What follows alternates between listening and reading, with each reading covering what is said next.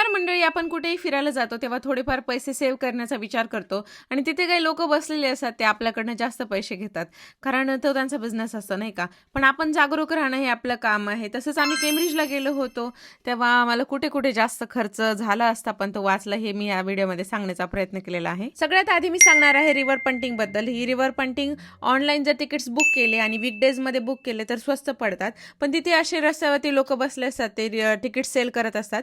त्यांच्याकडनं घेणं शक्यतो टाळा, कारण ते थोडेसे 1000-2000 रुपयांनी महाग पडलेले असतात. रिव्हर पंटिंग म्हणजे काय हे तुम्ही मागच्या व्हिडिओमध्ये पाहिलं असेल. दुसरं महत्त्वाचं म्हणजे car parking. Grand arcade park म्हणून तिथे पार्किंग स्पेस आहे, गुगलवरती तेच दाखवतो. तिथे एवढं महाग आहे ते आम्हाला एक्झिट केल्यानंतर कळलं.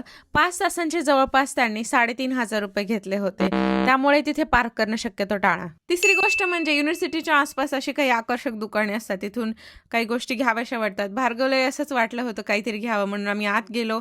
आम्ही एक तिथून मॅग्नेट घेतला होता, फ्रीज मॅग्नेट, पण ते आम्हाला महाग पडलं. पुढे गेल्यावरती आम्ही सिटी सेंटरमध्ये फिरत असताना आम्हाला तिथे अजून मॅग्नेटचे असे शॉप्स दिसले. 100 ते 200 रुपयांनी ते स्वस्त आहे, त्याच्यामुळे युनिव्हर्सिटीच्या आसपास काही घेणं टाळा. चौथी गोष्ट म्हणजे मी एका सलूनच्या बाहेर प्राइस लिस्ट बघितली आणि सहज म्हटलं चेक करावे यांचे हेअरकटचे प्राइस किती आहेत. हे मेन्स हेअरकटचे प्राइजेस आहेत. नियरली 3000 रुपये फक्त मेन्सच्या हेअरकटला लागतात. मला माहिती आहे आपण तिथे जाऊन हेअरकट तर करणार नाही, पण इन केस कोणाला वाटलं केस खूप वाढलेत आणि आज हेअरकट करायचा आहे तर ते टाळा. आणि आजचा व्हिडिओ पाहिल्याबद्दल थँक्यू सो मच. परत भेटूया पुढच्या व्हिडिओमध्ये.